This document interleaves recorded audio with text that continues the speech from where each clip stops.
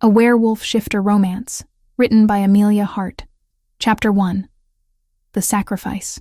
The scent of death clung to the small cottage like morning mist, refusing to lift despite Evelyn's desperate prayers. She knelt beside her little brother's bed, pressing a damp cloth to his burning forehead, as another violent shiver racked his small frame. Timothy's breathing came in shallow gasps, his 8-year-old body far too still beneath the threadbare blankets. "The fever's getting worse," she whispered to their mother, Lady Catherine Renworth, who stood in the doorway wringing her hands.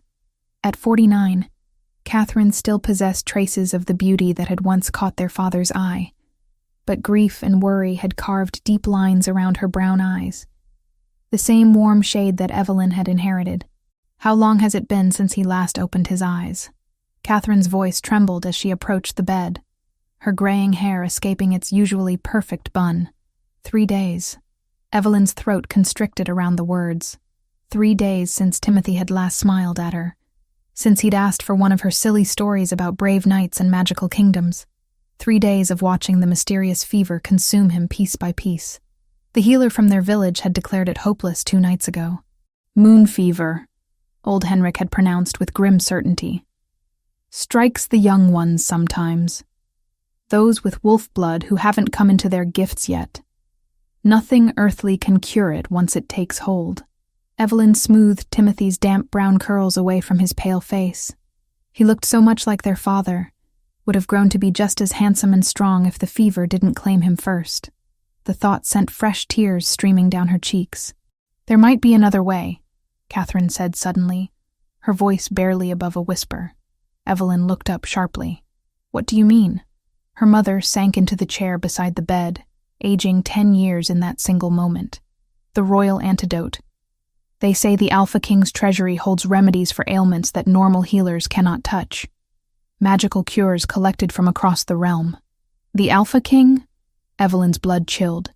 Everyone in the kingdom knew of Magnus Valdrek, the blind ruler who had united the fractured territories through sheer force of will despite his affliction. Stories spoke of his ruthless efficiency, his cold demeanor, the way grown warriors trembled in his presence. "Mother, what are you suggesting?" Catherine reached across the bed to grasp Evelyn's hand, her fingers ice cold despite the warmth of the room. "He has no queen, no heir. The nobles have been pressuring him to take a wife for years." The words hung in the air like a death sentence. Evelyn felt the floor tilt beneath her knees as understanding crashed over her. "No, absolutely not. The marriage would secure Timothy's cure," her mother pressed on, desperation making her voice stronger. "A political alliance with a minor noble house in exchange for the antidote. It's the only way." "I won't be sold like cattle to save," Evelyn began. But Timothy's weak cough cut her off. She looked down at his waxen face, watched his chest struggle to rise and fall, and felt her resolve crumble. He was innocent in all this. 8 years old and fighting for every breath because some cruel twist of fate had cursed him with moon fever. "The king is blind, not cruel," Catherine said softly, reading the conflict in her daughter's expression. "Perhaps he would be kind to you. Kind. As if kindness could make up for sacrificing her entire future to a man she'd never met. A man whose very presence was said to make hardened soldiers weep with terror. But what choice did she have? Watch Timothy die, or condemn herself to a loveless marriage? "How would we even approach him?" Evelyn asked, hating herself for considering it. "Lord Grayson owes our family a debt. He could arrange an audience, present you as a suitable bride. The king's advisors have been searching for potential queens among the noble houses." Timothy stirred slightly, his cracked lips parting as if trying to speak. Evelyn leaned closer, catching the faint whisper of her name. Her heart shattered completely. "I'll do it," she said, the words tearing from her throat like pieces of her soul. "If it will save him, I'll marry the Alpha King." The journey to the royal castle took 2 days through autumn forests, ablaze with gold and crimson. Evelyn sat rigidly in the carriage, her best dress, a simple blue gown that had belonged to her grandmother, carefully arranged around her. She'd pinned her long chestnut hair into an elaborate style that Catherine had fussed over for an hour that morning, declaring it fit for a queen. The irony wasn't lost on her. She was about to become a queen, and all she felt was emptiness. Lord Grayson, a portly man with kind eyes and a nervous disposition, had been apologetically efficient in arranging the meeting. His Majesty was intrigued by the proposal, he'd explained during their brief stop at his manor. A marriage of mutual benefit. Your bloodline is respectable, and you're certainly comely enough. Comely enough. As if her appearance were the most important qualification for becoming queen of the realm. The castle rose before them like a great stone beast, its towers reaching toward storm-darkened clouds. Guards in black and silver livery flanked the massive gates, their eyes tracking the carriage with professional wariness. Everything about the place spoke of power and controlled violence. "Remember," Catherine murmured as they passed through the courtyard, "be respectful, keep your eyes down, and whatever happens, think of Timothy." The throne room was a study in intimidation.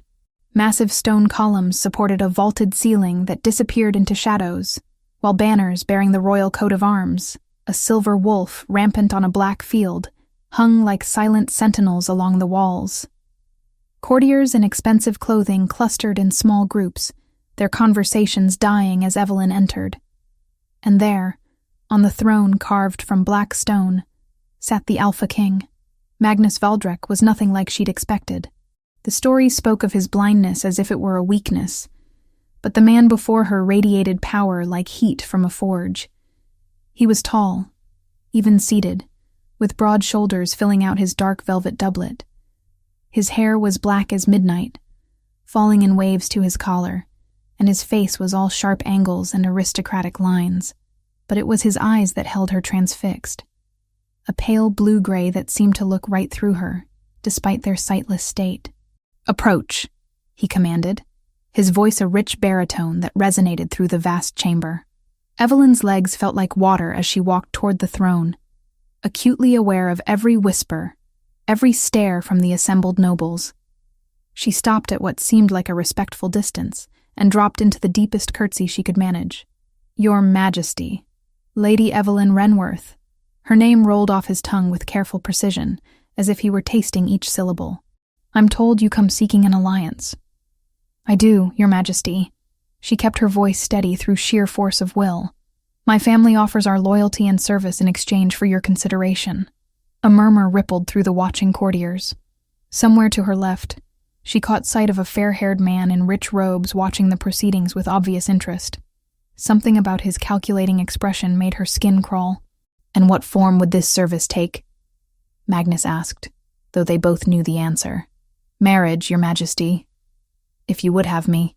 The silence stretched until Evelyn wondered if she'd made some terrible mistake. Then Magnus leaned forward slightly, his unseeing gaze somehow finding her face with unnerving accuracy. "The ceremony will take place at sunset," he said simply. "Lord Corwin will see to the arrangements." The fair-haired man stepped forward with a smile that didn't reach his green eyes. "Of course, Your Majesty. I'll ensure everything is prepared." And just like that, Evelyn's fate was sealed. No courtship, no time to reconsider. In a matter of hours, she would become queen to a man she'd spoken perhaps 20 words to. The wedding ceremony passed in a blur of ancient words and binding vows. The castle's chapel was filled with nobles she didn't recognize, their faces ranging from curious to openly speculative. Magnus stood beside her like a statue carved from marble, his expression unreadable as the priest droned through the traditional liturgy. When the time came to exchange rings, his fingers were surprisingly gentle as they slipped the heavy gold band onto her trembling hand. For just a moment, she thought she felt him squeeze her fingers, a gesture of reassurance, perhaps, or acknowledgement of the sacrifice they were both making. "You may kiss your bride," the priest announced. Magnus turned toward her, his hands rising to cup her face with unexpected tenderness. His touch was warm, calloused from sword work, despite his blindness. When his lips met hers, the kiss was chaste, but not unkind. A promise, perhaps, that he would not be the monster she'd feared. The great hall erupted in celebration as they entered for the wedding feast, but Evelyn felt detached from it all, as if watching someone else's life unfold. She sat beside her new husband at the high table, picking at the elaborate dishes while nobles approached to offer congratulations that felt more like condolences. "Are you well?" Magnus asked quietly during a lull in the endless parade of well-wishers. "I'm fine, Your Majesty." The formal address felt strange now that they were wed. "Magnus," he corrected. "We are married now. There's no need for such formality in private." Private? Would they ever truly be alone together? The thought terrified and intrigued her in equal measure. As the evening wore on, servants began clearing away the feast. Several guests had already departed, and those who remained were deep in their cups. Lord Corwin appeared at Magnus's elbow, leaning close to murmur something in the king's ear. "The Queen is tired," Magnus announced, rising from his chair. "We will retire." Heat flooded Evelyn's cheeks as she realized what that meant. The wedding night. Her mother had given her the briefest of explanations about what to expect, but theory and practice were vastly different things. Magnus offered her his arm as they left the hall, and she was surprised by how naturally he navigated the castle corridors despite his blindness. He must have memorized every stone, every turn. The realization made her wonder what other assumptions about his limitations might be wrong. "You needn't fear me," he said, as they climbed the stairs toward what she assumed were the royal chambers. "I know this marriage is not of your choosing. It was my choice," she replied, then immediately wondered why she'd felt compelled to correct him. He paused on the landing, turning slightly toward her. Was it? Or was it necessity disguised as choice? The question hung between them, too close to the truth for comfort. Before she could formulate an answer, a servant appeared with news that made her heart leap. "Your Majesty, a messenger has arrived from Millbrook. The young Lord Timothy's fever has broken. The royal antidote arrived just in time." Relief flooded through Evelyn so powerfully that her knees nearly buckled. Timothy was safe. Whatever else happened, her sacrifice had served its purpose. But as they continued toward the royal chambers, she couldn't shake the feeling that this was only the beginning. The servants' whispered conversations echoed in her mind. Fragments about the king's condition. Hushed speculation about how much longer he might live. One phrase in particular stuck with her as Magnus led her into their new shared world. "The king's shadow deepens with every full moon." She didn't know exactly what it meant, but the weight in the servants' whispers was unmistakable. Whatever curse or illness plagued her new husband, it was growing stronger each month beneath the moonlight. And as queen, she would be there to witness whatever darkness was yet to come. Chapter 2. Shadows and Secrets. Marriage to the Alpha King was nothing like the fairy tales Evelyn had grown up hearing. There were no romantic morning walks through gardens, no intimate dinners by candlelight, no gentle words of affection whispered in the darkness. Instead, there was a careful distance that Magnus maintained between them, as if he were afraid of contaminating her with whatever darkness plagued him. 3 weeks had passed since their wedding, and Evelyn had settled into the peculiar rhythm of castle life. She breakfasted alone while Magnus attended council meetings. She spent her afternoons in the solar with the other noble ladies, learning the intricate politics of court, while embroidering cushions she would never use. Evenings found her dining at the high table beside her silent husband, making polite conversation with visiting dignitaries who seemed more interested in studying Magnus for signs of weakness than in actually governing the realm. It was during these evening meals that she first began to notice the episodes. Magnus would be perfectly composed one moment, discussing trade agreements or military matters with his usual sharp intelligence. And then something would shift. His hands would begin to tremble almost imperceptibly. A thin sheen of sweat would break across his forehead despite the cool autumn air. His breathing would become shallow, careful, as if each breath cost him tremendous effort. The first time she witnessed it, Evelyn had leaned closer, concern overriding her usual hesitation. "Are you well?" His jaw had tightened, and for a moment she'd seen something vulnerable flicker across his features before the mask of royal composure slammed back into place. "I'm fine." But he clearly wasn't fine. The episodes were becoming more frequent, more severe. Sometimes they lasted mere minutes. Other times they stretched on for what felt like hours. And through it all, Lord Corwin Darkwater, Magnus's beta and closest advisor, hovered nearby like a devoted shadow. "His Majesty requires his medicine," Corwin would announce during the worst attacks, producing a small vial of dark liquid that Magnus would drink without question. The potion seemed to help, The trembling would subside, his breathing would steady, but it also left him strangely lethargic, as if the cure were sapping his strength along with alleviating his symptoms. What illness does the king suffer from? Evelyn had asked the castle's head healer, Master Aldrich, during one of her visits to the infirmary, where she'd taken to helping tend minor injuries among the servants. The elderly man had glanced around nervously before lowering his voice. "The curse, Your Majesty. The same dark magic that stole his sight continues to plague him. Lord Corwin has been most dedicated in managing His Majesty's treatment. Curse." The word sent ice through Evelyn's veins. Everyone knew the story. How Magnus had lost his sight 3 years ago when a witch's curse had struck him down during a diplomatic mission gone wrong. But she'd assumed that was the extent of it. A cruel twist of fate that had robbed him of his vision, but left him otherwise whole. Apparently, she'd been mistaken. "Is there no cure?" she'd pressed. But Master Aldrich had already begun backing away, clearly uncomfortable with the topic. "Lord Corwin knows best, Your Majesty. Best to leave such matters to him. Lord Corwin." Everything seemed to circle back to the fair-haired beta who had inserted himself so thoroughly into Magnus's care. Evelyn had initially been grateful for his attention to her husband's needs, but lately, something about his constant presence had begun to unsettle her.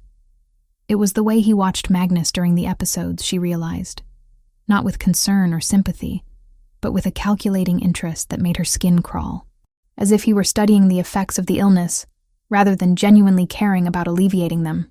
"You're troubled," Magnus observed one evening as they walked slowly through the castle's upper corridors.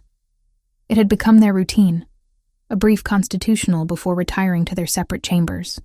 Magnus claimed the walking helped clear his head after long days of governance, and Evelyn had taken to guiding him past tapestries and suits of armor, describing the artwork he could no longer see. "The autumn light is beautiful this time of day," she said instead of answering his observation. "Golden and warm, turning everything it touches to amber. There's a portrait of your grandfather just ahead. He has your eyes, though his are blue where yours are gray." Magnus's steps slowed. "My eyes were blue once. Before. The admission hung between them like a bridge she wasn't sure she was brave enough to cross. The curse changed them? Among other things. His voice carried a weight of loss that made her chest tighten. "Tell me, what color are yours? I never thought to ask." "Brown." "Nothing special." His free hand rose suddenly, fingers brushing against her cheek with startling gentleness. "May I?" Evelyn's breath caught as she nodded, then remembered he couldn't see the gesture. "Yes." His touch was feather light as he traced the contours of her face, the sweep of her cheekbones, the line of her jaw, the curve of her lips. His fingertips were warm and slightly calloused, and she found herself leaning into the contact despite herself. "Beautiful," he murmured, so quietly she almost missed the word. "I can feel your warmth, smell the jasmine oil you wear in your hair, but I'll never see the color of your eyes or the way sunlight turns your hair to copper." The raw pain in his voice made tears prick behind her eyes. Without thinking, she covered his hand with hers, pressing his palm fully against her cheek. "I'm sorry for what was taken from you." For a moment, they stood frozen in that intimate tableau, her hand over his fingers mapping the geography of her face. She could feel his pulse thrumming beneath her touch, steady and strong despite the weakness that periodically claimed him. Then footsteps echoed in the corridor behind them, and Magnus jerked his hand away as if burned. "Your Majesty," Corwin's smooth voice cut through the moment like a blade. "I've been looking for you. It's time for your evening medication." Magnus straightened, the vulnerable man disappearing behind his royal facade. Of course. But as Corwin approached with his ever-present vial of dark liquid, Evelyn caught something in the beta's expression that made her stomach clench. Satisfaction. As if he'd planned the interruption, orchestrated it to remind them both of Magnus's dependence on his treatments. "Perhaps we should continue this tomorrow," Magnus said, accepting the vial from Corwin's hands. "The medicine makes me drowsy." Evelyn nodded, but her mind was racing as she made her way back to her chambers. The timing of Corwin's arrival, the knowing look in his green eyes, the way Magnus's episode seemed to worsen whenever the beta wasn't immediately available with his treatments. It all felt wrong somehow. That night, Sleep eluded her completely. She paced her chambers until the fire burned low, replaying every interaction she'd witnessed between Magnus and his supposedly devoted Beta. The more she thought about it, the more convinced she became that something was terribly amiss.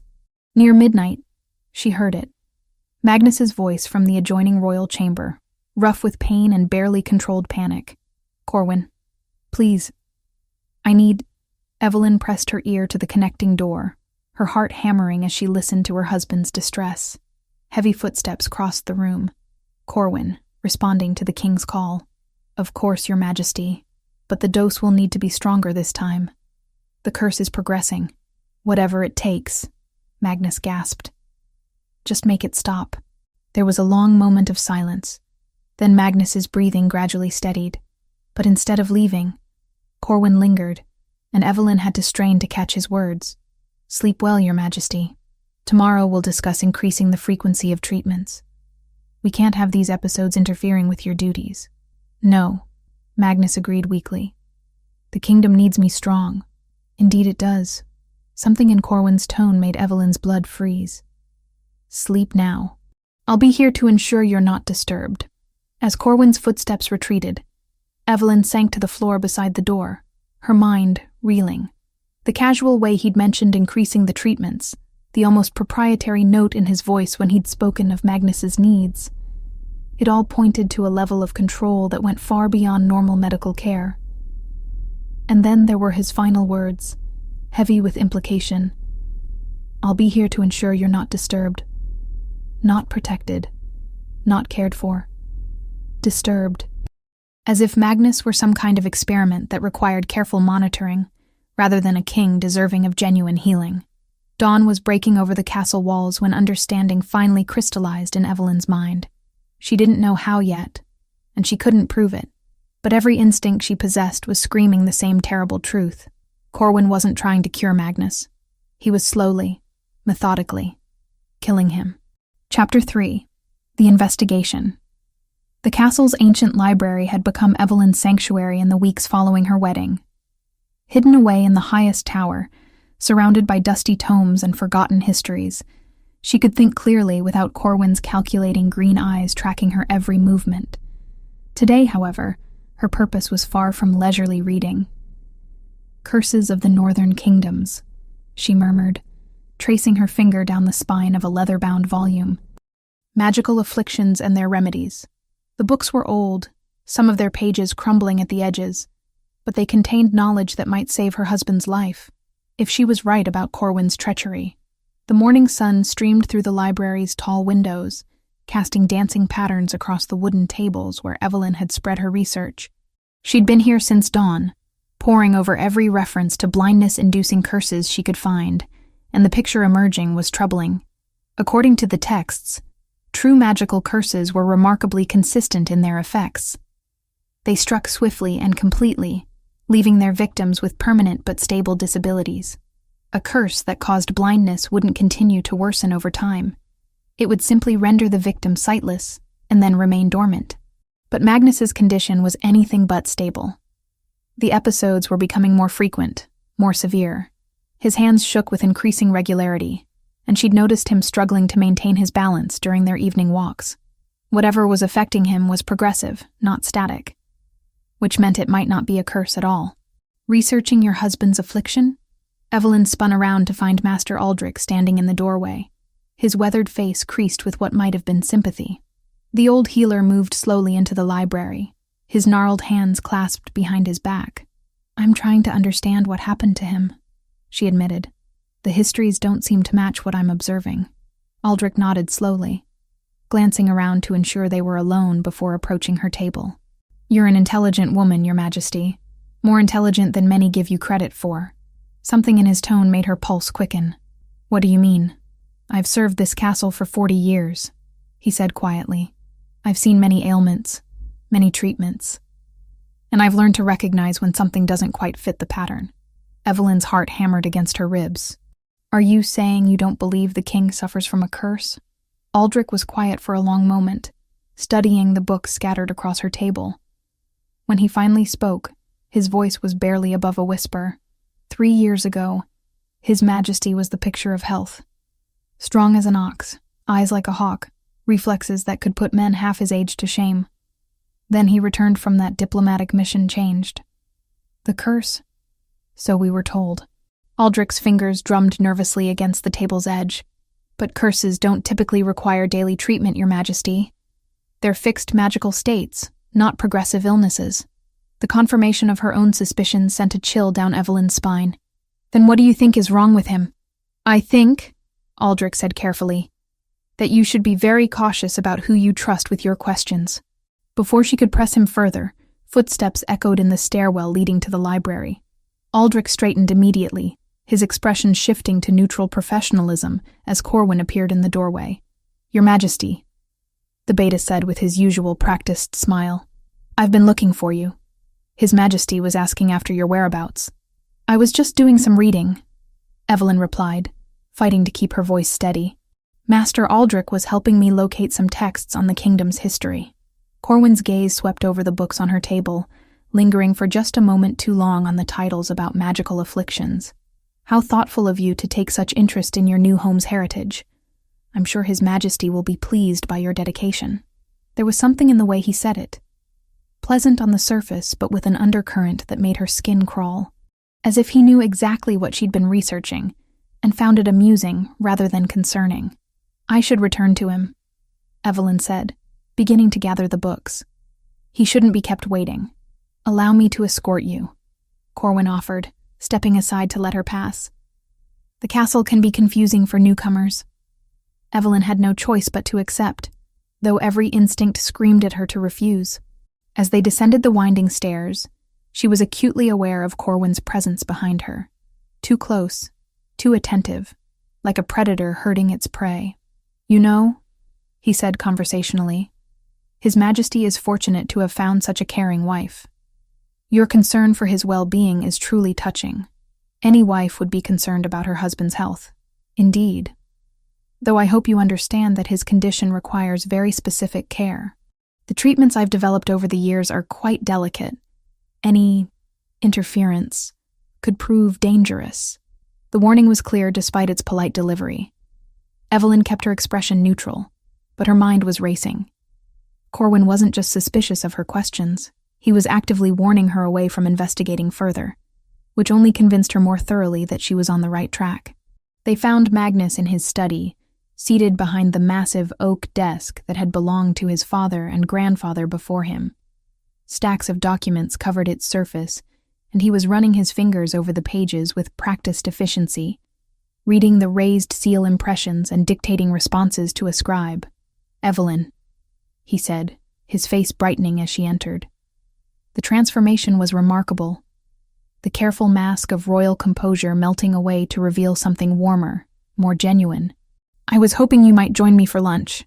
I'd be honored, she replied, and was surprised to realize she meant it. Somewhere in the week since their marriage, she'd begun to genuinely care for this complex man who bore such heavy burdens with quiet dignity. Excellent. Corwin, that will be all for now. The dismissal was polite but firm, and Evelyn caught a flicker of something, annoyance, frustration, cross the beta's features before he bowed and withdrew. You've been avoiding me, Magnus observed once they were alone. Evelyn felt heat rise in her cheeks. I didn't want to intrude on your duties. My duties don't extend to meals. He rose from behind the desk, moving with that careful precision she'd come to recognize. Besides, I find myself curious about you. We've been married nearly a month, and I know almost nothing about the woman who agreed to bind her life to mine. He approached slowly, and Evelyn found herself holding her breath as he drew near.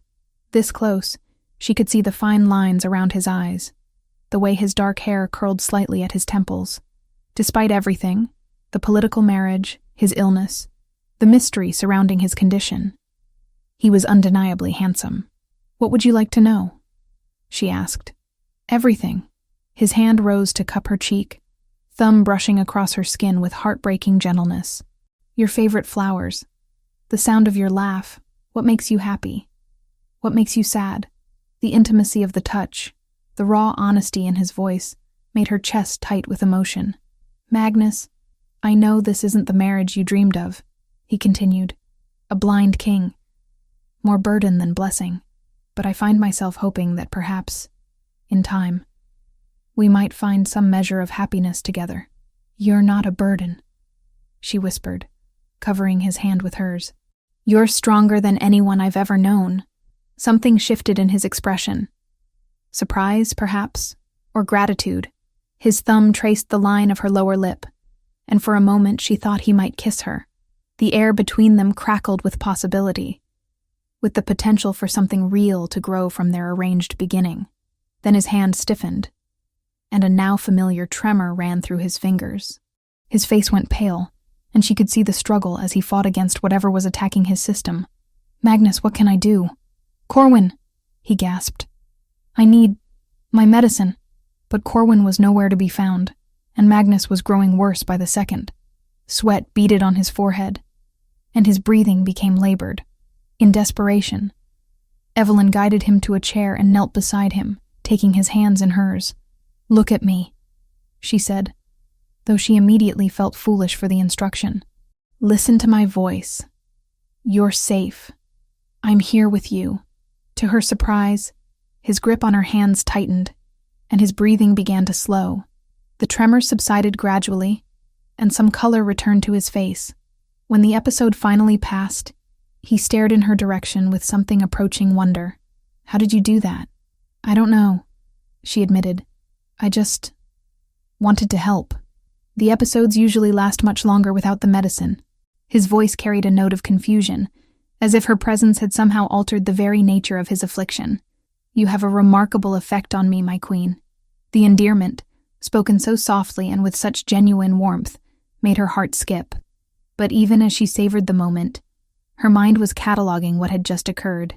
Magnus's condition had improved with her touch, her presence, which meant either her proximity had some kind of healing effect, or his illness wasn't as uncontrollable as Corwin claimed. Your Majesty! Corwin's voice rang out as he burst into the study, a familiar vial in his hand. I came as soon as I heard. Oh, he stopped short, taking in Magnus's relatively composed state. You seem to have recovered. Yes, Magnus said slowly. The episode passed more quickly than usual. Corwin's gaze shifted to Evelyn, still kneeling beside the king's chair, and she saw calculation flicker in his green eyes. How fortunate.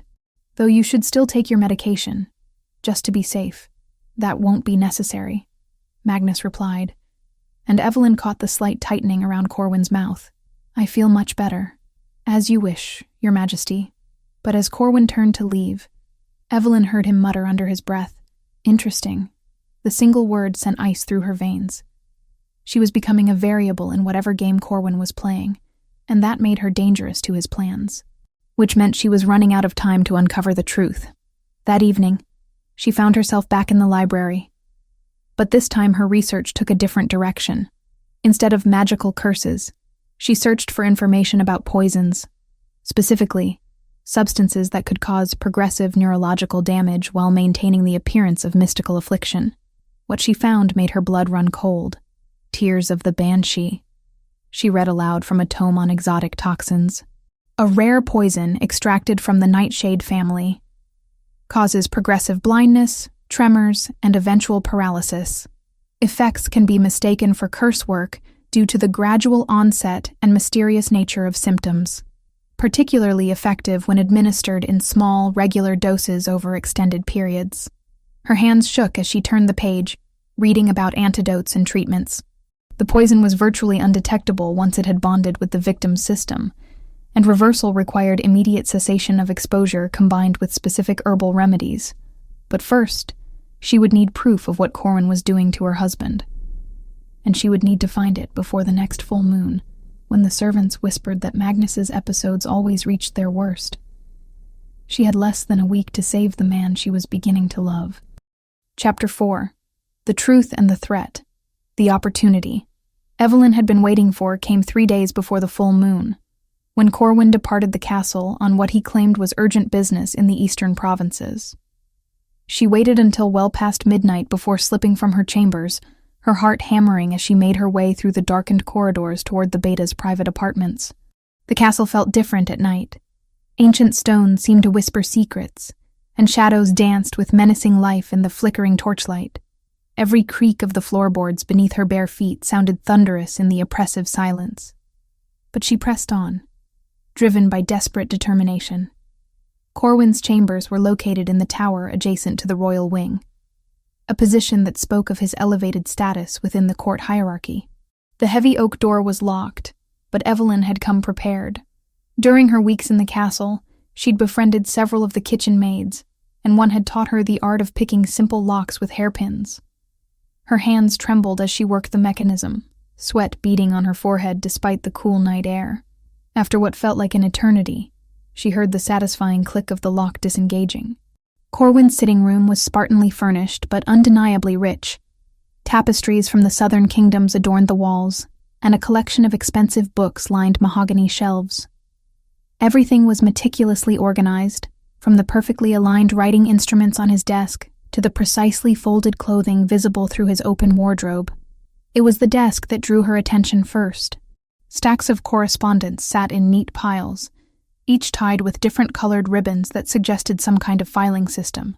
Evelyn rifled through them carefully, searching for anything that might confirm her suspicions about Magnus's treatment. Most of the letters dealt with routine castle business, supply orders, diplomatic correspondence, reports from various lords throughout the kingdom. But hidden beneath a pile of trade agreements, she found something that made her blood freeze. A letter written in Corwin's distinctive hand, addressed to someone called the Collector. The subject continues to deteriorate as expected. Vision loss remains complete, and neurological symptoms are progressing on schedule. Estimate 6 months remaining before total incapacitation. The new queen presents an unexpected variable. Her presence seems to provide some stabilization. May need to accelerate timeline if interference continues. Evelyn's hands shook as she read the clinical assessment of her husband's condition. Subject, timeline, interference. The cold, calculating language made it clear that Magnus wasn't a patient to Corwin. He was an experiment. But why? What could Corwin possibly gain from slowly murdering the king? The answer came as she continued searching, finding a hidden compartment behind one of the desk drawers. Inside lay a small collection of items that told a horrifying story.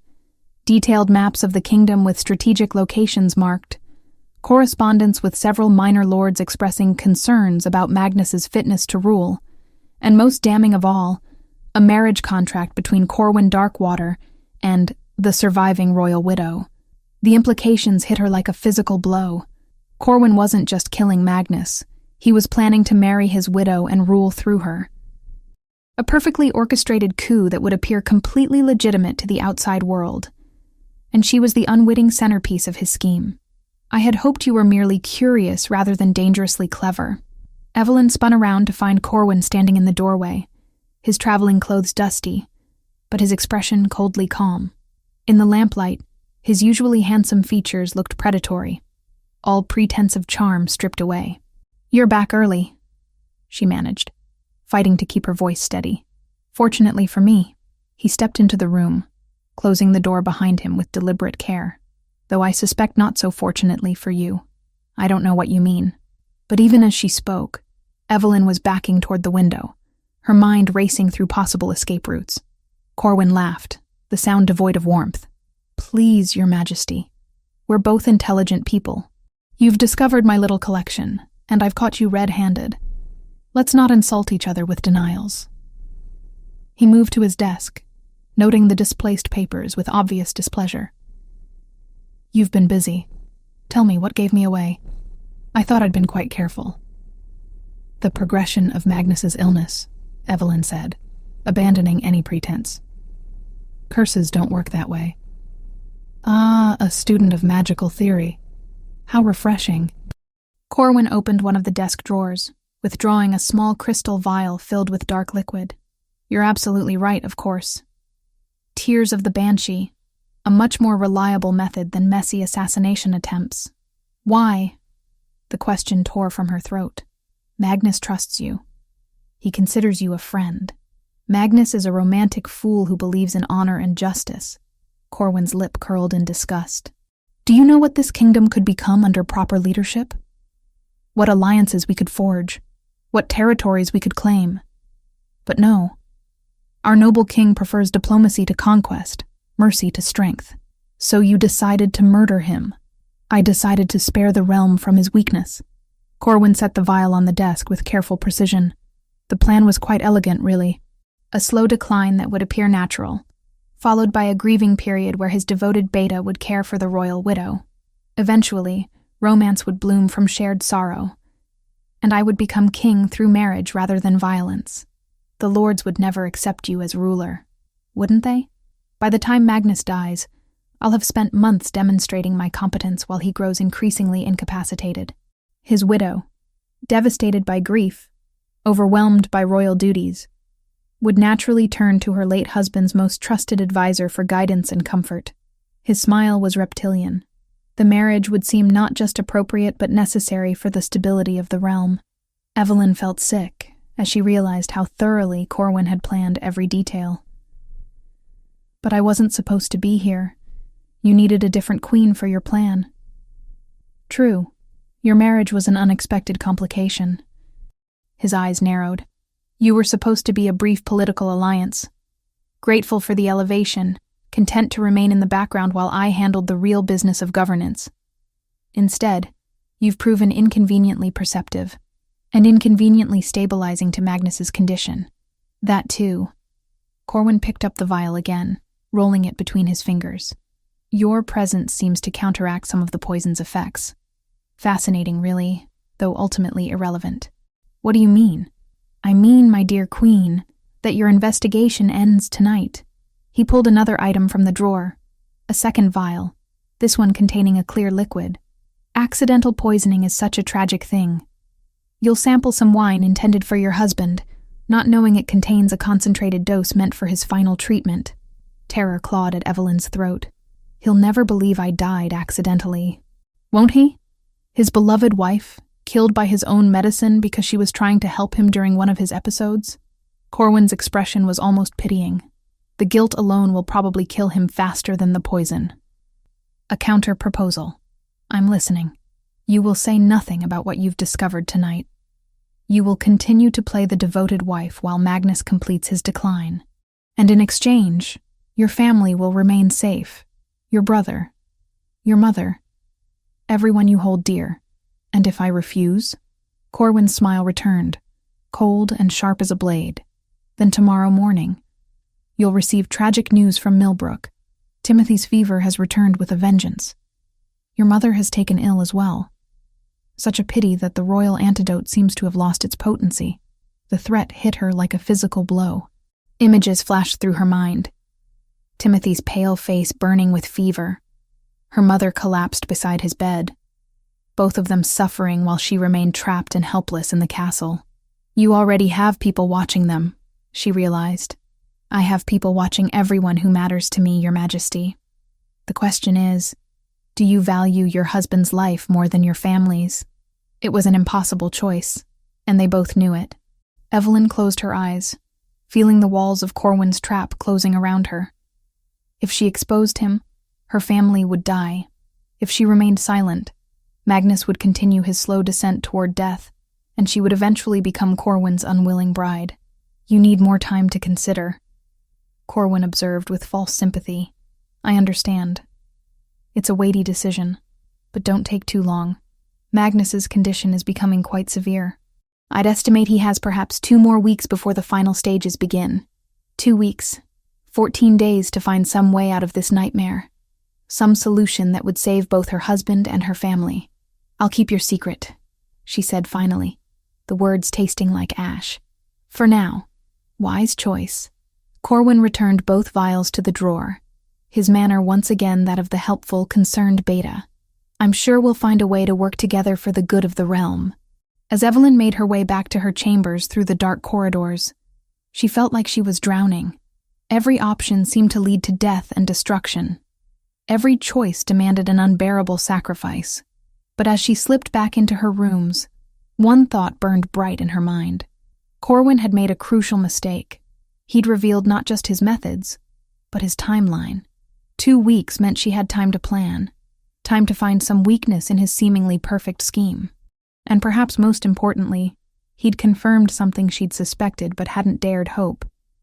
Her presence was actually helping Magnus fight the poison's effects, which meant she wasn't helpless after all. She just had to figure out how to use that knowledge before time ran out for everyone she loved. Chapter 5. Under Chantage. The next few days passed in a haze of carefully orchestrated normalcy that felt like walking through a waking nightmare. Evelyn moved through her daily routines, breakfasting with the noble ladies, attending court functions, sharing evening meals with Magnus, all while Corwin's threats hung over her like a blade suspended by the thinnest thread. The worst part was watching Magnus deteriorate before her eyes while being powerless to help him. True to Corwin's prediction, his condition had worsened dramatically since their confrontation. The episodes came more frequently now, leaving him pale and shaking, increasingly dependent on the medicine that was slowly killing him. "I'm concerned about His Majesty," Lady Beatrice murmured during one of their afternoon embroidery sessions. The elderly woman had served the royal family for decades and had always been forthright in her observations. "He seems so much frailer than when you first arrived." Evelyn's needle slipped, pricking her finger and sending a droplet of blood onto the white silk she'd been stitching. "The healers say his condition naturally fluctuates." Perhaps. But Beatrice's sharp eyes suggested she wasn't entirely convinced. "Though I must say, Lord Corwin has been most attentive in his care. Such dedication to his king's well-being." The words made Evelyn's stomach churn. If only Lady Beatrice knew the truth about Corwin's dedication. That evening brought fresh torment in the form of a letter from Millbrook. Evelyn's hands trembled as she broke the familiar seal, dreading what news it might contain. To her relief, the message was innocuous. Her mother writing about the changing season, Timothy's recovery progressing well, the usual domestic concerns of country life. But tucked inside the folded parchment was a second, smaller note, written in a different hand. "Such a charming family. Young Timothy particularly enjoys his daily walks by the river. Alone. It would be such a pity if he were to slip on the wet stones during one of his adventures. Children can be so careless around water."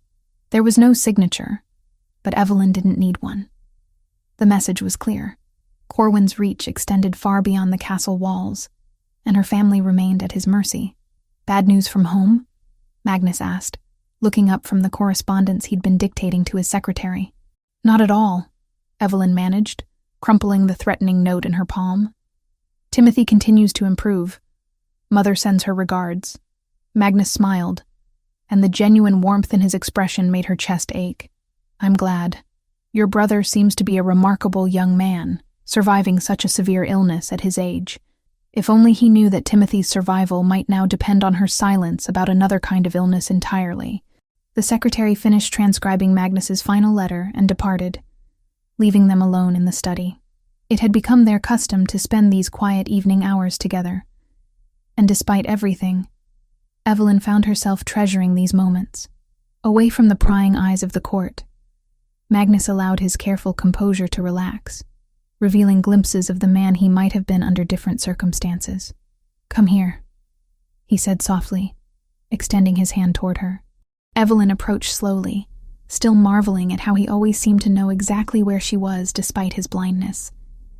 When she was close enough, he caught her hand and drew her down to sit on the arm of his chair. "You've been distant lately," he observed, his thumb tracing gentle circles across her knuckles. "Have I done something to displease you?" The question nearly broke her heart. Here was a man slowly dying by poison, worried that he had somehow failed to be a good husband to the woman who was being forced to watch it happen. "You could never displease me," she whispered, and was startled to realize how much she meant it. Somewhere in the weeks since their wedding, her feelings had evolved far beyond dutiful obligation. She was genuinely, desperately in love with this complex, honorable man, which made her forced silence even more unbearable. "I worry about you," Magnus continued, his other hand rising to cup her cheek. "You carry such sadness in your voice lately. If there's anything troubling you, anything at all, I want to help." Evelyn leaned into his touch, fighting back tears. "I just hate seeing you suffer. The episodes have been so much worse recently." "I know." His expression grew troubled. "Corwin says it's the natural progression of the curse, that we should expect the symptoms to intensify before they stabilize. But I confess, There are times when I wonder if I'll lose my mind before my sight returns. Her heart clenched at the hope in his voice, the belief that his vision might eventually be restored. What if it never comes back? Would that change how you feel about us? Never. His response was immediate and fierce. Sight is just one sense among many. I can hear the music in your voice, feel the gentleness in your touch, smell the jasmine you wear in your hair. I can map the geography of your face with my fingertips and know that you're more beautiful than any woman I've ever seen. His thumb brushed across her lower lip, sending heat spiraling through her chest. Besides, I'm beginning to suspect that some things are more clearly seen with the heart than with the eyes. The tenderness in his voice, the way he touched her as if she were something precious and fragile, made her breath catch. Before she could second-guess herself, she leaned down and pressed her lips to his. The kiss was everything she'd dreamed it might be.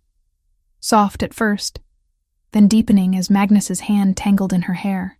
She could taste the wine from dinner on his lips, feel the controlled strength in his arms as he pulled her closer. When they finally broke apart, both were breathing hard. "Evelyn," he murmured against her temple, her name a prayer on his lips. "I love you," she whispered, the words torn from her very soul. "I know this marriage wasn't supposed to be about love, but I can't help it. I love you so much it terrifies me." Magnus went very still for a moment, and she wondered if she'd made a terrible mistake. Then his arms tightened around her, and she felt moisture on his cheeks. "I was afraid to hope," he admitted roughly. "A blind king. More burden than blessing. What could I possibly offer a woman like you? Everything." She cradled his face in her hands, thumbs brushing away his tears. "You offer me everything that matters." They might have stayed there forever, lost in the wonder of finally acknowledging what had been growing between them. But footsteps in the corridor outside broke the spell. Magnus straightened, automatically resuming his royal composure as Corwin appeared in the doorway. "Your Majesty," the beta said with his usual practiced smile, though Evelyn caught the way his gaze lingered on their intimate positioning. "I have your evening medication." "Actually, I'm feeling quite well tonight," Magnus replied, his arm still around Evelyn's waist. "Perhaps we can skip the dose." Something flickered in Corwin's expression. Irritation, quickly masked. "Your Majesty, I must insist. The treatment schedule is quite specific. Missing doses could cause a severe setback in your recovery." "Of course." Magnus's voice carried resignation, but Evelyn could feel the tension in his body. "I wouldn't want to undo all your hard work." As Magnus accepted the familiar dark vial and drank its contents, Evelyn watched Corwin's face carefully. The satisfaction there was subtle but unmistakable, the expression of a man watching his plan unfold exactly as intended. "There," Corwin said cheerfully. "That should help you rest more comfortably tonight. Though I suspect the medication may be stronger than usual, the apothecary mentioned adjusting the formula. Stronger." Evelyn's blood turned to ice as she realized what that meant. Corwin was accelerating his timeline, increasing the poison doses to speed Magnus toward his final decline. "I think I'll retire early then," Magnus said, already showing signs of the lethargy that followed his treatments. "Evelyn, will you help me to our chambers?" "Of course." As they made their slow way up the stairs, Magnus leaning more heavily on her arm than usual, Evelyn's mind raced. Corwin had been clear about his expectations. She was to remain silent while Magnus died, then accept the beta's marriage proposal for the good of the kingdom. But what he hadn't counted on was the depth of her feelings for her husband. She wasn't going to stand by and watch the man she loved waste away, no matter what threats hung over her family. By the time they reached the royal chambers, Magnus was struggling to keep his eyes open. Evelyn helped him to bed, her heart breaking as she watched him fight against the drugged stupor. "Stay with me," he mumbled, catching her hand as she started to withdraw. "Please. These nightmares, they're getting worse."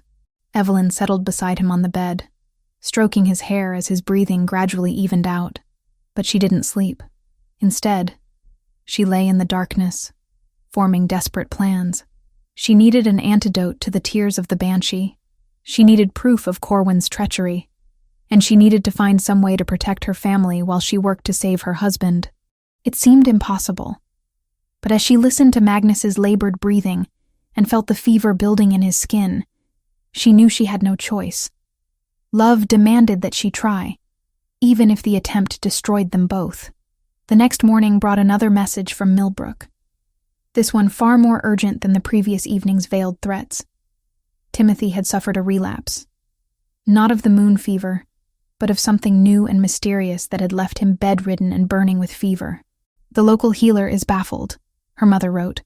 It came on so suddenly, and nothing seems to help. I fear we may lose him after all. Evelyn read the letter 3 times, her hands shaking with rage and terror. Corwin had made good on his threat, striking at her family to ensure her continued compliance. More bad news? Corwin himself appeared at her elbow, his tone solicitous but his eyes cold with calculation. Timothy has taken ill again, she said, fighting to keep her voice level. How terrible. I do hope it's nothing serious. But his expression suggested he knew exactly how serious it was. Perhaps you should consider visiting him, if His Majesty can spare you. The offer hung between them like poisoned honey. They both knew she couldn't leave, not with Magnus deteriorating so rapidly. And that was exactly what Corwin had planned. I think I'll stay, she said carefully. My husband needs me here. How devoted of you. His smile was sharp as a blade. Though I do worry about young Timothy. Children can decline so quickly from mysterious ailments. The threat was clear. Comply completely, or watch her brother die slowly and painfully, while she remained trapped and helpless. But as Evelyn watched Corwin walk away, confident in his control over the situation, she made a silent vow. He had underestimated her once again, assumed that threats to her family would render her completely powerless. He was about to learn how wrong he was. That night, as Magnus slept deeply under the influence of his increased medication, Evelyn began to put her desperate plan into motion. She had perhaps a week before the poison reached its final fatal stages. It would have to be enough. Chapter 6. Battle of the Wolves. The antidote had taken Evelyn 3 precious days to prepare. Stolen hours in the castle's abandoned alchemical laboratory, while Magnus slept under increasingly heavy sedation.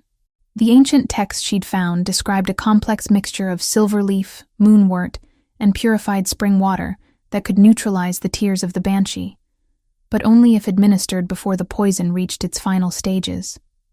She prayed she wasn't too late. Magnus had grown frighteningly weak in recent days. The tremors were constant now, and he rarely stayed conscious for more than a few hours at a time. When he did wake, his words were often confused, rambling speeches about enemies in the shadows and plots against the crown that Corwin dismissed as fevered delusions. If only he knew how close to the truth those delusions really were. His Majesty is asking for you, Corwin announced, appearing in the doorway of the solar where Evelyn had been pretending to embroider. Though I'm afraid he's quite disoriented. The curse seems to be affecting his mind now as well as his body. Evelyn set down her needlework with hands that trembled only slightly. I'll go to him immediately. I should warn you, Corwin continued, falling into step beside her as they made their way toward the royal chambers. His condition may be disturbing. Perhaps it would be better if you waited until he's more lucid. My place is at my husband's side, she replied firmly. Disturbing or not, she caught the flash of irritation in Corwin's expression before he smoothed it away. Of course, Your Majesty. How devoted you are. They found Magnus in bed, his skin gray and clammy with fever sweat. His dark hair clung to his forehead, and his breathing was shallow and labored. But his eyes, those pale blue-gray eyes that had captured her heart, tracked toward her voice when she spoke. I'm here, she said softly, taking his hand in hers. I'm right here. Evelyn? His voice was barely a whisper. They're coming for us. In the shadows. They're planning. Shh. She smoothed his hair back from his face, noting how his skin burned with unnatural heat. You're safe. I'm here with you. The wine, he mumbled, his grip on her hand surprisingly strong. Don't drink the wine. Promise me.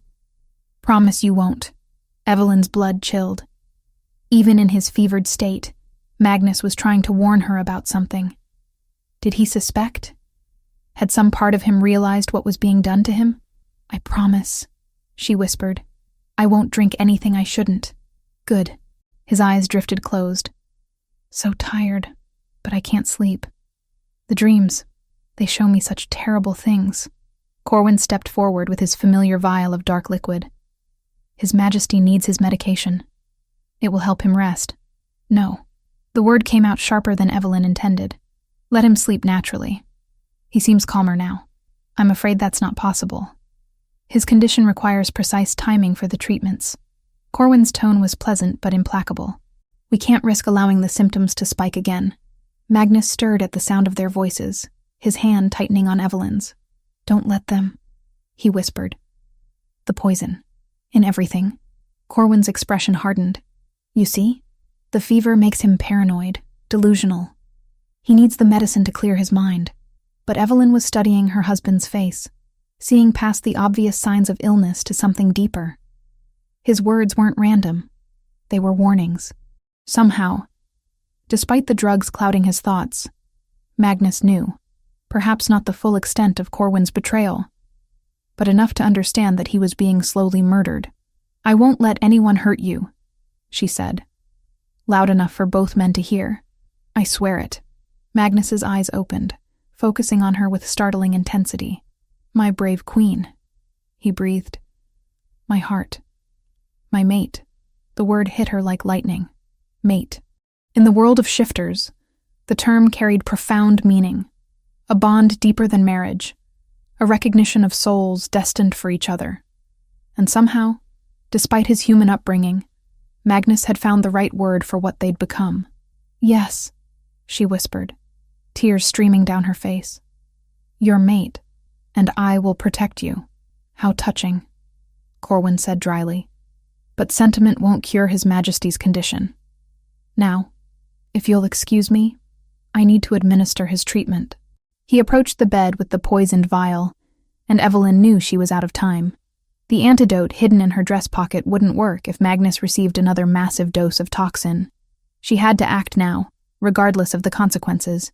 Don't come any closer, she said, rising to stand between Corwin and the bed. Your Majesty, you're overwrought. Perhaps you should... I know what you've been doing. The words hung in the air like a death sentence.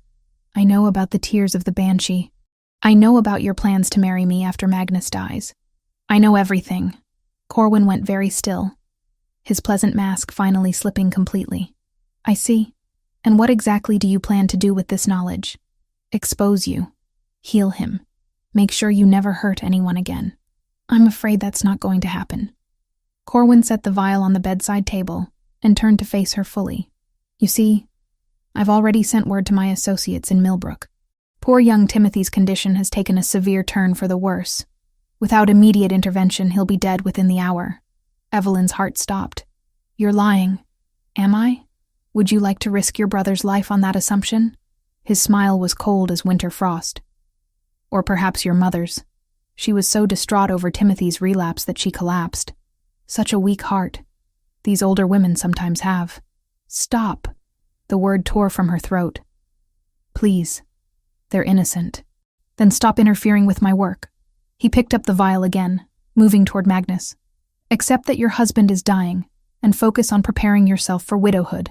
But as Corwin reached for Magnus, something extraordinary happened.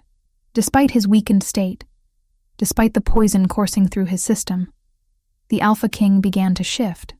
Evelyn had heard that Magnus was a powerful shapeshifter before his blindness, but she'd never seen him transform. Now she watched in awe as his human form blurred and reformed, bones reshaping, muscles expanding, until a massive black wolf lay on the bed where the man had been. Even poisoned and fevered, Magnus in his wolf form was magnificent.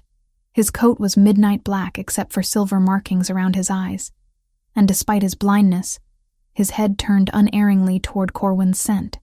Impossible, Corwin breathed. The poison should have made shifting impossible, but Evelyn understood. Love had given Magnus the strength to transform. Desperation had given him the will, and the wolf knew, with instincts deeper than human reason, that his mate was in danger. You want to fight a wolf, Evelyn said, her own body beginning to tingle with the familiar sensation of approaching change. Then face two of them. Her own shift was less dramatic than Magnus's, but no less powerful. Her wolf form was smaller, sleeker, with a coat of rich chestnut brown that matched her human hair. But she was quick and fierce, and she had been preparing for this moment her entire life without knowing it. Corwin's eyes widened in shock as he found himself facing two wolves instead of a sick man and a helpless woman. This is impossible. You're supposed to be weak omegas, not— He never finished the sentence. Magnus lunged first, his powerful jaws snapping at Corwin's throat. The beta stumbled backward, his own shift beginning as survival instincts kicked in. Corwin's wolf form was gray and lean, built for cunning rather than brute strength. Under normal circumstances, he might have been a formidable opponent. But these weren't normal circumstances. He was facing an alpha king fighting for his mate's life and his own survival, guided by an omega female who had been using their mental bond to serve as his eyes. The battle was fierce, but brief. Corwin was skilled, but he was also alone, and the poison that should have weakened Magnus seemed to have no effect on his wolf form. Working together, Magnus and Evelyn cornered the treacherous beta against the chamber wall. When Magnus's jaws closed around Corwin's throat, the gray wolf went limp with a gurgling whine. It was over. As they shifted back to human form, Magnus collapsed immediately, the effort of transformation and combat draining what little strength he had left. Evelyn caught him as he fell, cradling his head in her lap as his breathing grew more labored. "The antidote," she whispered, fumbling in her dress pocket for the vial she'd prepared. "Magnus, you need to drink this. Please." His eyes fluttered open, focusing on her with immense effort. "What is it?" "Your salvation." She held the vial to his lips. "Trust me." Magnus drank the bitter liquid without question, his faith in her absolute despite everything. Then his eyes closed again, and his breathing steadied for the first time in weeks. Evelyn held him close, watching his face for signs of improvement. The antidote would take time to work, but she could already see some of the gray pallor leaving his skin. "Is he?" a voice asked from the doorway. Evelyn looked up to find Master Aldrich standing there, his face pale with shock as he took in the scene. Corwin's lifeless body, Magnus unconscious but breathing steadily, and the Queen cradling her husband with tears streaming down her face. "He'll live," she said with fierce certainty. "We both will." "And the beta?" "Got what he deserved." Evelyn's voice was hard as steel. "He was poisoning the king, slowly murdering him with tears of the banshee while planning to take the throne through marriage." Aldrich's expression shifted from shock to grim understanding. "I suspected something was amiss, but I never imagined— Dear gods, your majesty, I should have spoken sooner. It's over now." She looked down at Magnus, whose breathing was growing stronger by the minute.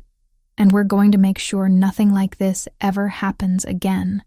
As the dawn light crept through the chamber windows, Evelyn felt something she hadn't experienced in months.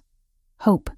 The immediate threat was ended, the truth was revealed, and her mate was beginning to heal. But she knew their trials weren't over yet. Magnus would need time to recover fully, and there would be questions about Corwin's death and the conspiracy he'd orchestrated. Most importantly, she needed to send word to Millbrook immediately to ensure her family's safety and expose whatever network of associates Corwin had been working with. For now, though, she was content to hold her husband close and feel his heartbeat growing stronger beneath her touch. They had faced the darkness together and emerged victorious. And soon, if the moon goddess willed it, Magnus might even be able to see her face when he told her he loved her.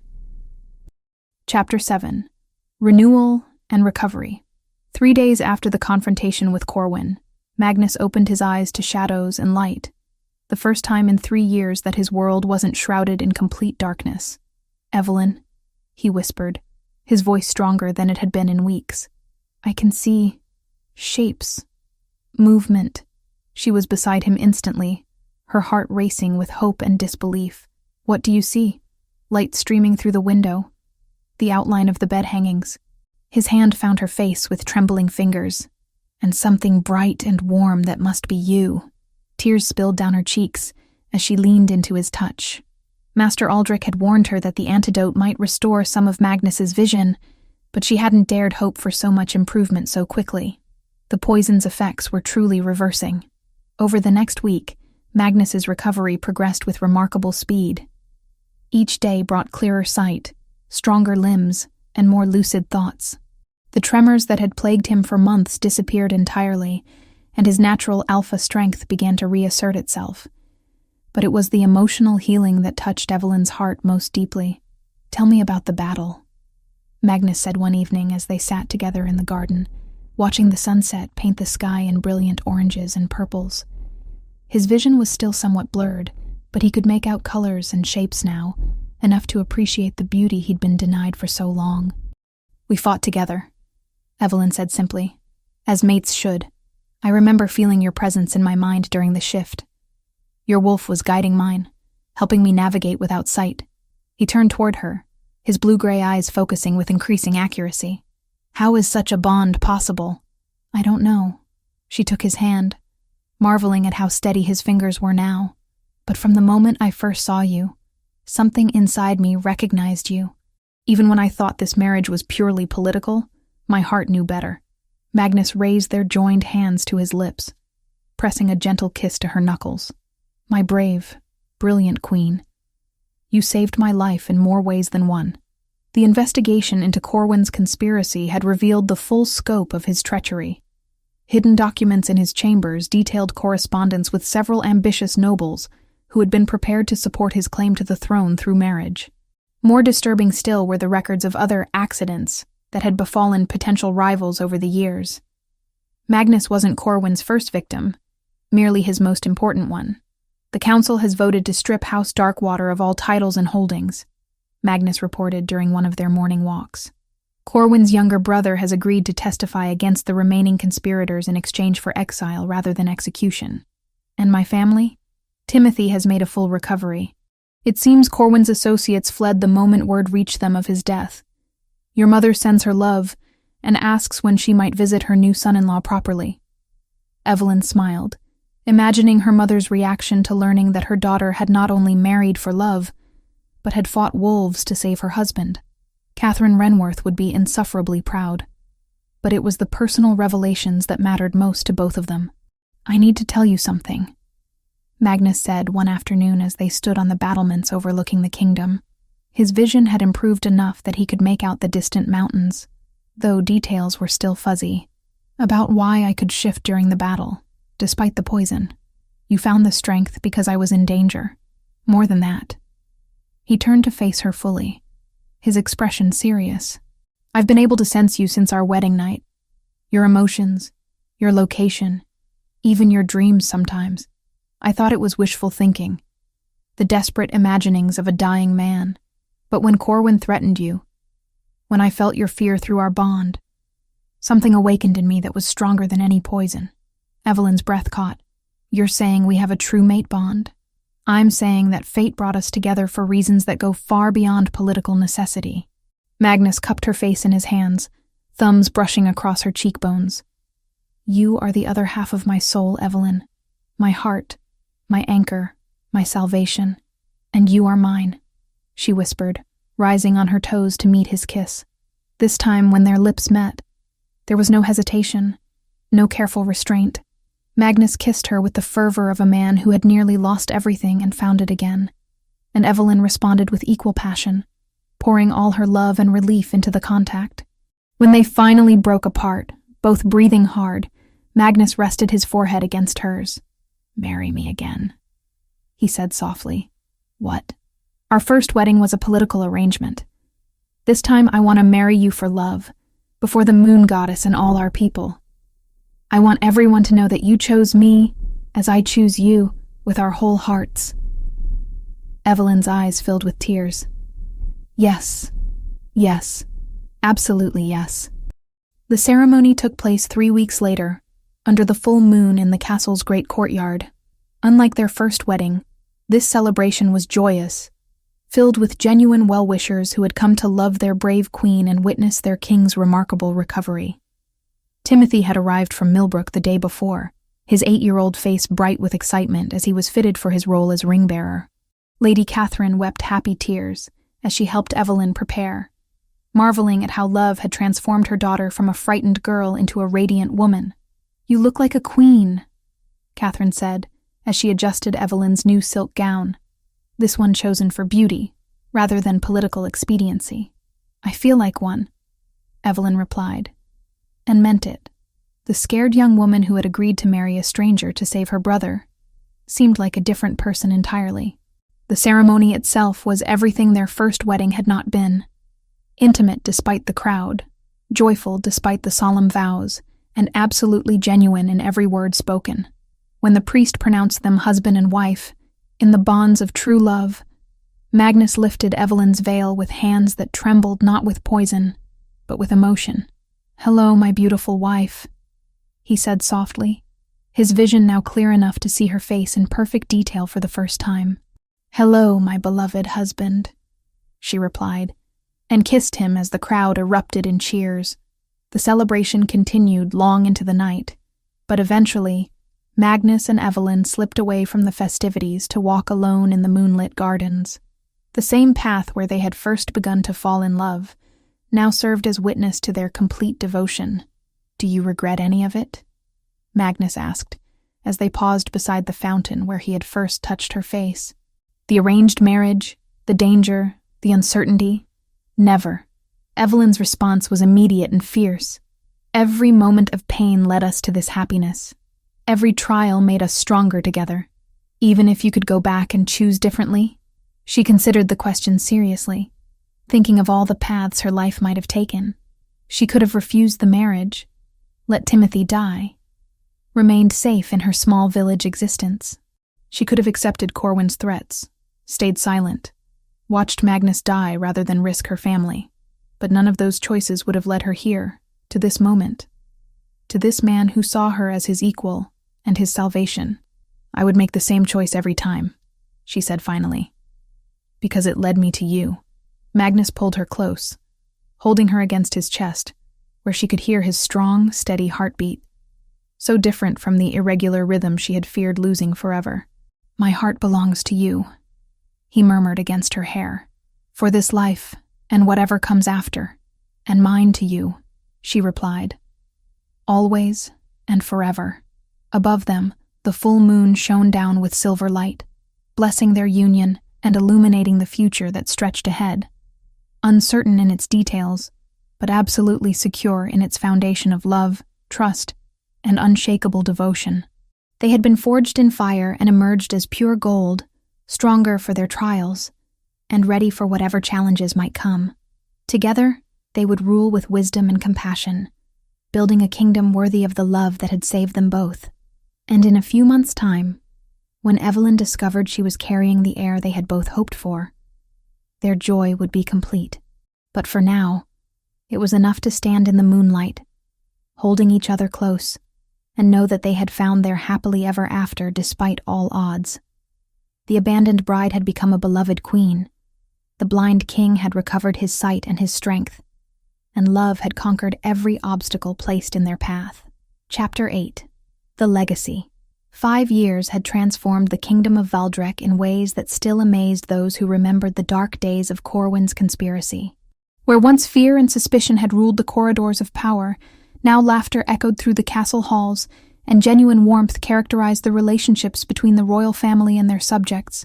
Queen Evelyn stood on the highest balcony of the castle, watching her 4-year-old twins race through the gardens below, under the watchful eye of their Uncle Timothy, now 13, and serving as a page in the royal guard.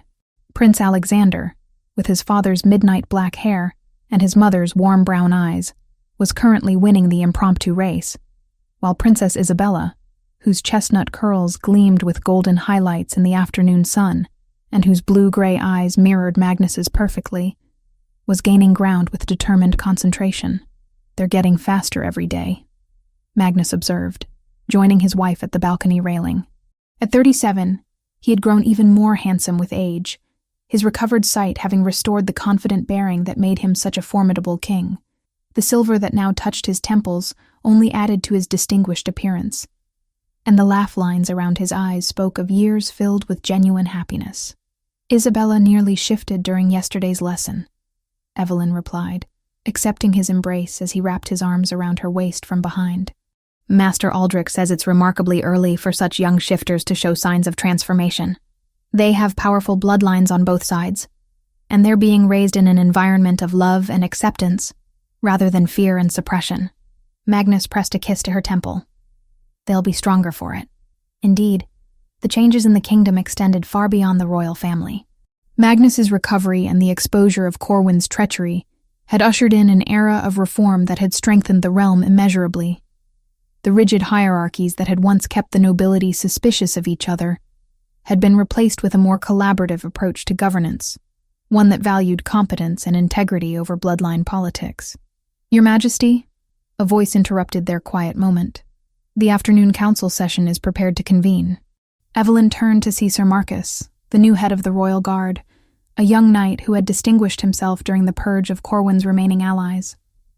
Unlike his predecessor, Sir Marcus served out of genuine loyalty rather than self-interest, and his reports were always honest rather than calculated. "Thank you, Marcus. We'll be down shortly." Magnus's easy familiarity with the guard spoke to another of the changes in the castle's atmosphere. While respect for the crown remained absolute, the paranoid distance that had characterized Corwin's influence had been replaced by genuine camaraderie. As they made their way to the council chamber, Evelyn reflected on how much their relationship had evolved. The political marriage that had begun as a desperate bargain had blossomed into a partnership that strengthened both of them. Magnus valued her insights on domestic policy, while she had learned to navigate the complex web of international diplomacy under his patient guidance. The council session that afternoon dealt with the usual mixture of administrative matters and strategic planning. Trade negotiations with the southern kingdoms were proceeding favorably. The harvest reports indicated another year of prosperity, and the military reforms instituted after Corwin's downfall had resulted in a more loyal and effective fighting force. "The Millbrook Academy proposal?" Magnus inquired, referring to Evelyn's latest initiative. "Construction begins next month," she reported with satisfaction. "Timothy has volunteered to help oversee the project during his summer break from his studies. He wants to ensure the library is properly equipped." The academy was one of Evelyn's proudest achievements, a school designed to educate young shifters regardless of their social status, focusing on both traditional learning and the proper development of their supernatural abilities. It would be staffed by reformed healers and scholars who had been recruited from across the kingdom, creating opportunities for advancement based on merit rather than birth. "Lady Catherine's health?" inquired Lord Pemberton, the elderly treasurer who had served the crown faithfully for decades and had become one of their most trusted advisors. "Much improved, thank you for asking." Evelyn smiled warmly. At 54, her mother had adapted to royal life with surprising grace, serving as an unofficial ambassador to the merchant classes and helping bridge the gap between the nobility and common folk. She's actually been corresponding with several other kingdoms about establishing similar academies. Apparently, our educational reforms are gaining attention abroad. After the council session concluded, Magnus and Evelyn returned to their private chambers to prepare for the evening's entertainment, a celebration of the 5th anniversary of Magnus's recovery. What had begun as a quiet family observance had evolved into an annual festival that brought together people from across the kingdom to celebrate not just the king's health, but the prosperity and peace that had followed. "Do you think they understand how close we came to losing everything?" Evelyn asked as she fastened the sapphire necklace that had been Magnus's latest gift to her. "Some do. Others are too young to remember the fear." Magnus adjusted his formal doublet, the deep blue fabric bringing out his eyes perfectly. "But perhaps that's for the best. Let them grow up believing that kingdoms are supposed to be places of justice and opportunity. And love," she asked, moving to stand before him. "Especially love." He cupped her face gently, the gesture now as familiar as breathing, but no less meaningful than it had been 5 years ago. "Speaking of which, Magnus, I have a confession to make." His expression grew serious, though his eyes sparkled with mischief. "I've been keeping a secret from you." Evelyn's heart skipped, though she knew from their bond that nothing was seriously wrong. "What kind of secret?" "The kind that involves Master Aldrich. Several discreet inquiries to neighboring kingdoms, and a great deal of planning." Magnus's smile widened.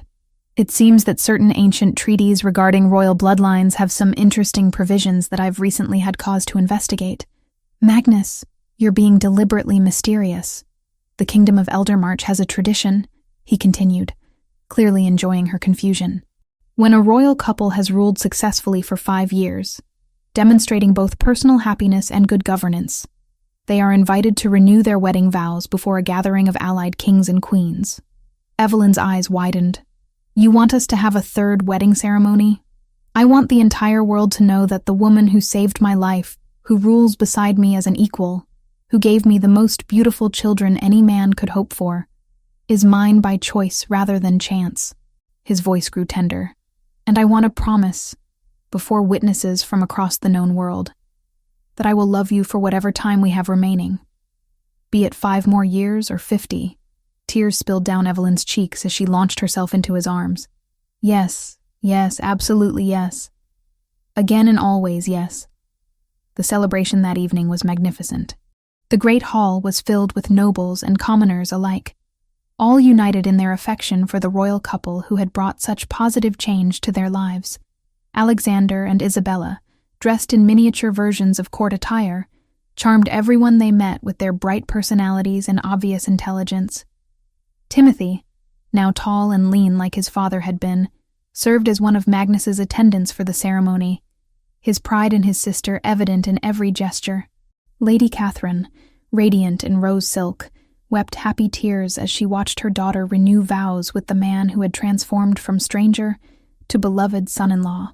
But it was the moment when Magnus and Evelyn spoke their personally written vows that truly captured everyone's attention. 5 years ago, Magnus began, his voice carrying clearly through the packed hall. I was a broken man who believed he had nothing left to offer the world. You showed me that love is not about what we can give, but about what we choose to share. You saved my life, my sight, my soul, and in return, I promise to spend every day of our remaining years proving myself worthy of the gift you have given me. Evelyn's response was equally heartfelt. You were never broken, my beloved king. You were simply waiting for someone who could see your true strength. In saving you, I saved myself, because a life without you would be no life at all.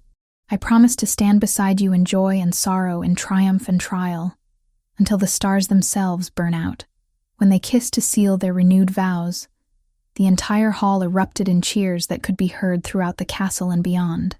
Later that night, as the celebration wound down and their guests gradually departed, Magnus and Evelyn found themselves once again on the garden balcony, where they had shared so many meaningful conversations. No regrets? Magnus asked, echoing the question he had posed 5 years earlier. Only one, Evelyn replied, surprising him. Oh, I regret that we can't go back and tell our younger selves how beautiful our future would become. I think it might have spared us both some worry. Magnus laughed, the sound rich and warm in the cool night air, though perhaps the uncertainty made us appreciate this happiness more fully. Perhaps. She leaned against his chest, listening to the steady heartbeat that had become the rhythm of her own life. What do you think our children will remember about tonight? That their parents love each other completely, that love can overcome seemingly impossible obstacles, that they are cherished beyond measure. Magnus tightened his arms around her, and that they carry within them the power to create their own extraordinary stories. Below them, the garden sparkled with lanterns and the lingering magic of celebration. Alexander and Isabella had long since been tucked into their beds, exhausted from the excitement, but glowing with happiness at being part of something so special. Timothy had retired to his chambers with a stack of books about military strategy, determined to prove himself worthy of the trust Magnus had placed in him. And throughout the kingdom, people were settling into sleep with the contentment that came from knowing they were ruled by leaders who genuinely cared for their welfare and happiness. I love you, Evelyn whispered into the peaceful night.